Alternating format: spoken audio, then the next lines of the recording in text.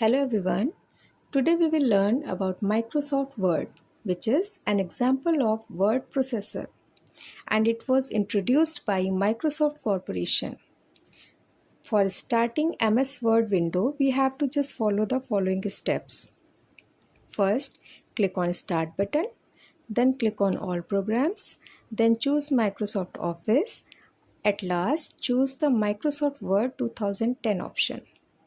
After following these steps, we can see MS Word window on our screen.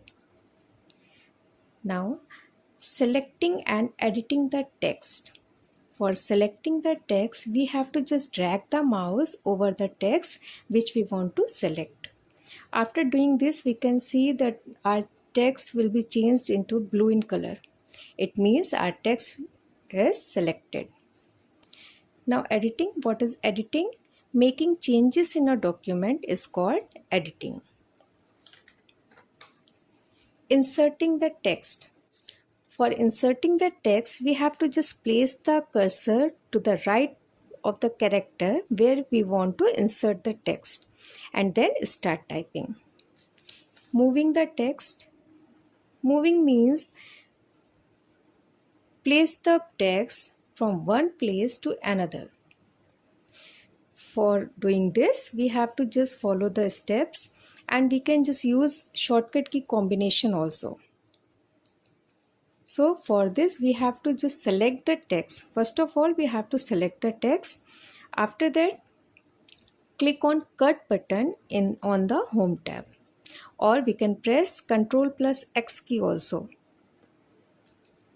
Now, position the cursor at the location where we want to place the selected text.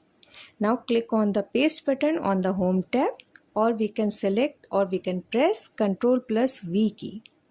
It means Ctrl plus X key is used to cut the text and Ctrl P plus V key is used for pasting. Now copying the text. Ctrl plus C shortcut keys combination is used for copying the text. Using undo and redo commands. Undo and redo commands. Undo means to cancel the last action and redo means to reverse the action of the undo command. Okay. Now deleting the text. For deleting the text, we have to just select the text which we want to delete and then press the delete key. The selected text will be removed or deleted. Now using thesaurus. Thesaurus helps to improve our vocabulary by providing a list of synonyms and antonyms for any word. For doing this, we have to just follow the steps.